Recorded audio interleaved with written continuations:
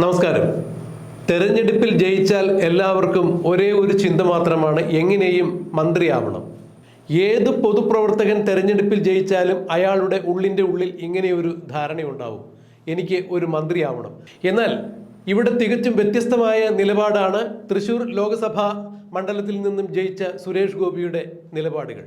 സുരേഷ് ഗോപി തെരഞ്ഞെടുപ്പ് വേളയിൽ തൃശ്ശൂരിൽ നിന്നും തെരഞ്ഞെടുക്കപ്പെടുകയാണെന്നുണ്ടെങ്കിൽ തീർച്ചയായും കേന്ദ്രമന്ത്രിയാകും എന്നുള്ള അഭ്യൂഹങ്ങളാണ് തൃശ്ശൂരിൽ മുഴുവൻ പരന്നിരുന്നത്. പ്രധാനമന്ത്രി 3 പ്രാവശ്യമാണ് സുരേഷ് ഗോപിയുടെ തെരഞ്ഞെടുപ്പ് പ്രചരണ പരിപാടികളുമായി തൃശ്ശൂരിലെത്തിയത്. അതിൽ ഒരു തവണ അദ്ദേഹത്തിൻ്റെ മകളുടെ കല്യാണത്തിൽ സംബന്ധിക്കുന്നതിന് വേണ്ടിയായിരുന്നു.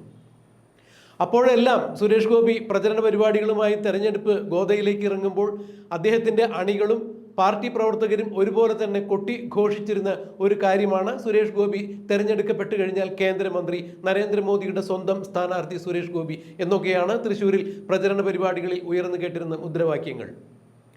സുരേഷ് ഗോപി വൻപിച്ച ഭൂരിപക്ഷത്തോടു കൂടി തൃശ്ശൂരിൽ നിന്ന് തെരഞ്ഞെടുക്കപ്പെട്ടു. പിന്നെയാണ് പ്രശ്നങ്ങൾ തുടങ്ങിയത്.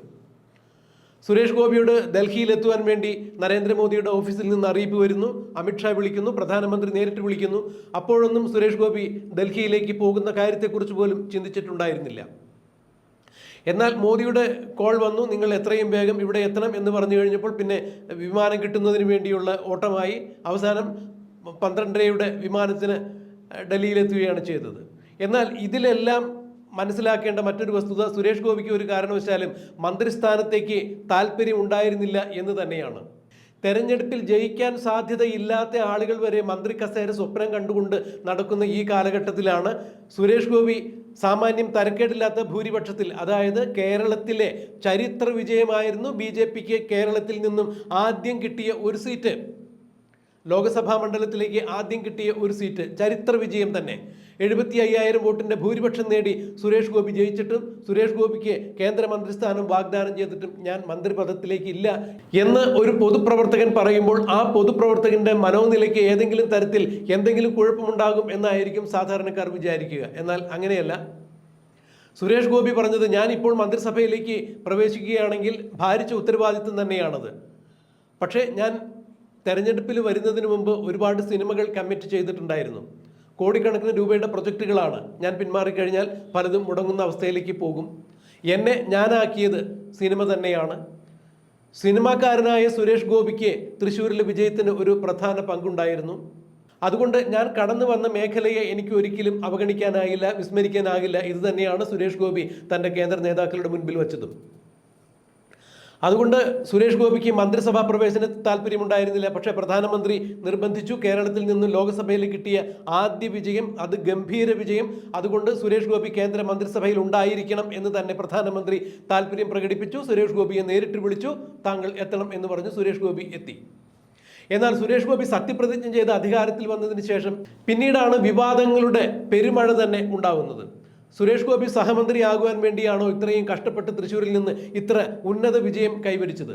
പ്രധാനമന്ത്രിയുടെ സത്യപ്രതിജ്ഞ കാണാൻ പോയ ആളെ വരെ പ്രധാനമന്ത്രി കേന്ദ്ര സഹമന്ത്രിയായി മാറ്റിക്കഴിഞ്ഞപ്പോൾ താൻ എന്തുകൊണ്ടാണ് ഇത്രയും ഉജ്ജ്വല വിജയം നേടിയിട്ട് തന്നെ സഹമന്ത്രിയാക്കുന്നത് എന്നൊക്കെയാണ് സുരേഷ് ഗോപിയുടെ മനോഗതം എന്നാണ് സുരേഷ് ഗോപിക്ക് അടുത്ത് നിൽക്കുന്ന ആളുകൾ വ്യക്തമാക്കിയത് എന്ന് പറഞ്ഞ് മാധ്യമങ്ങൾ റിപ്പോർട്ട് ചെയ്തത്. എന്നാൽ സുരേഷ് ഗോപിക്ക് ഉണ്ടായിരുന്നൊരു വിഷയം, താൻ ഏറ്റെടുത്ത സിനിമകൾ പൂർത്തീകരിക്കുവാൻ മന്ത്രിപദം ഏതെങ്കിലും തരത്തിൽ തടസ്സമാകുകയാണെങ്കിൽ അത് ബുദ്ധിമുട്ടാണ് എന്നാണ് അറിയിച്ചത്. മാധ്യമ വാർത്തകൾ പുറത്തു വന്നതോടുകൂടി കേരളത്തിലെ BJP നേതാക്കളായ K. സുരേന്ദ്രനും കേന്ദ്രമന്ത്രി V. മുരളീധരനും കേരളത്തിലെ BJPയുടെ സമ്മതരായ നേതാക്കൾ ഗോപാലകൃഷ്ണൻ, MT രമേശ് മുതലായവർ സുരേഷ് ഗോപി താമസിക്കുന്ന ഹോട്ടലിലെത്തുകയും സുരേഷ് ഗോപിയുമായി ദീർഘനേരം ചർച്ച നടത്തുകയും ചെയ്തു. വീണ്ടും പ്രധാനമന്ത്രിയുമായി സുരേഷ് ഗോപി സംസാരിക്കുകയുണ്ടായി. സുരേഷ് ഗോപിയുടെ ബുദ്ധിമുട്ടുകൾ മനസ്സിലാക്കിയ പ്രധാനമന്ത്രി സുരേഷ് ഗോപിക്ക് സിനിമ ചെയ്യുവാൻ അവസരം നൽകുകയായിരുന്നു. അതായത് 2026 നിയമസഭാ തെരഞ്ഞെടുപ്പിന് മുൻപായി കൊണ്ട് സുരേഷ് ഗോപി ഏറ്റെടുത്തിരിക്കുന്ന സിനിമാ പ്രൊജക്ടുകൾ മുഴുവൻ തീർക്കുക. അതിനുശേഷം പരിപൂർണമായി തന്നെ പൊതുപ്രവർത്തന രംഗത്തേക്ക് ഇറങ്ങുക, ഏറ്റെടുത്തിരിക്കുന്ന ജോലികൾ ഭംഗിയായി ചെയ്യുക. ഇതാണ് പ്രധാനമന്ത്രി മുന്നോട്ട് വച്ച നിർദ്ദേശം. ഇത് അക്ഷരാർത്ഥത്തിൽ സുരേഷ് ഗോപിക്ക് സ്വീകാര്യമായിരുന്നു. അതുകൊണ്ട് തന്നെ അദ്ദേഹം കേന്ദ്രമന്ത്രിസഭയിൽ സഹമന്ത്രിയായി തുടരും. എന്നാൽ മറ്റൊരു വാർത്ത കൂടി ഇപ്പോൾ പുറത്തു വരുന്നുണ്ട്. നിയമസഭാ തെരഞ്ഞെടുപ്പിന് ശേഷം സുരേഷ് ഗോപി കേന്ദ്രത്തിൽ ക്യാബിനറ്റ് പദവിയുള്ള മന്ത്രി തന്നെ ആയിരിക്കും എന്നുള്ളതാണ് അറിയാൻ സാധിക്കുന്നത്. അത് നരേന്ദ്രമോദി സുരേഷ് ഗോപിയോടും പാർട്ടിയോടും വ്യക്തമാക്കിയിട്ടുണ്ട് എന്നുള്ളതാണ് അറിയാൻ സാധിക്കുന്നത്. സിനിമ തൻ്റെ പ്രധാന വരുമാന മാർഗമാണെന്നും അതിലൂടെയാണ് താൻ ജീവിച്ചു പോകുന്നതും എന്നുള്ള വിവരങ്ങളെല്ലാം സുരേഷ് ഗോപി പ്രധാനമന്ത്രിയെ അറിയിക്കുകയുണ്ടായി. മാത്രമല്ല, സിനിമയിൽ നിന്ന് കിട്ടുന്ന വരുമാനത്തിൻ്റെ നല്ലൊരു ശതമാനം ജീവകാരുണ്യ പ്രവർത്തനങ്ങൾക്ക് വേണ്ടി മാറ്റിവെക്കുന്നു. താൻ ഒരുപാട് ആളുകൾക്ക് തന്നാൽ കഴിയുന്ന വിധം സഹായങ്ങളെല്ലാം ചെയ്യുന്നുണ്ട്. ഇത്തരം കാര്യങ്ങൾ തനിക്ക് തുടർന്ന് മുന്നോട്ട് കൊണ്ടുപോകണം എന്നുണ്ടെങ്കിൽ സിനിമയിൽ നിന്നുള്ള വരുമാനം അത്യാവശ്യം തന്നെയാണ്. മാത്രമല്ല, നേരത്തെ ഏറ്റെടുത്തിരിക്കുന്ന സിനിമകൾ തീർക്കുവാൻ വേണ്ടി തനിക്ക് ആ ജോലികൾ പൂർത്തീകരിക്കേണ്ടതുണ്ട് എന്ന് പ്രധാനമന്ത്രിയോട് വളരെ വിനയാന്വിതനായി സുരേഷ് ഗോപി അറിയിക്കുകയും ഇത് ശ്രദ്ധാപൂർവം ക്ഷമാപൂർവം കേട്ടിരുന്ന നരേന്ദ്രമോദി തന്നെയാണ് വരുന്ന, അതായത് 2026 നിയമസഭാ തെരഞ്ഞെടുപ്പിന് മുമ്പ് ഏറ്റെടുത്തിരിക്കുന്ന ജോലികളെല്ലാം പൂർത്തീകരിച്ചുകൊണ്ട് കേന്ദ്ര മന്ത്രിസഭയിലേക്ക് സജീവമായി തന്നെ പ്രവേശിക്കുക. വീണ്ടും പൊതുപ്രവർത്തനത്തിന് വേണ്ടി നിങ്ങളെ തന്നെ പരിപൂർണമായി രാജ്യത്തിന് വിട്ടുകൊടുക്കുക എന്നാണ് നരേന്ദ്രമോദി സുരേഷ് ഗോപിയോട് പറഞ്ഞത്.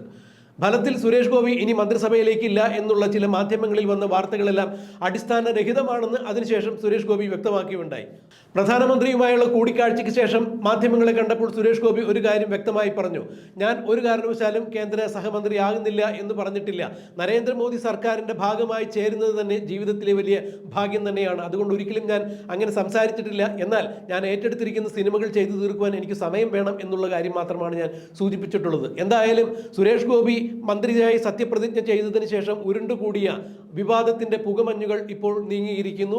സുരേഷ് ഗോപി നരേന്ദ്രമോദി സർക്കാരിൽ സഹമന്ത്രിയായി തന്നെ തുടരും.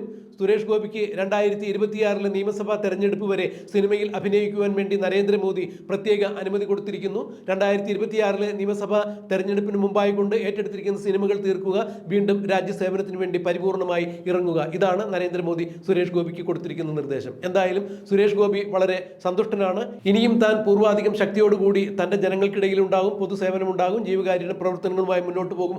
ഒപ്പം തന്നെ താനാക്കിയ സിനിമ ചെയ്തു തീർക്കുകയും ഒപ്പം തന്നെ താനാക്കി മാറ്റിയ ഏറ്റെടുത്തിരിക്കുന്ന സിനിമകൾ തീർക്കുകയും ചെയ്യും എന്നുകൂടി സുരേഷ് ഗോപി എടുത്തു പറയുകയുണ്ടായി. എന്തായാലും സുരേഷ് ഗോപി ഇനി മന്ത്രിസ്ഥാനത്ത് തുടരുന്നില്ല എന്നൊക്കെയുള്ള പുകമറകൾ നീങ്ങിയിരിക്കുന്നു. വിവാദത്തിന്റെ മഞ്ഞുരുകിയിരിക്കുന്നു. സുരേഷ് ഗോപി നരേന്ദ്രമോദി സർക്കാരിൽ സഹമന്ത്രിയായി തുടരും.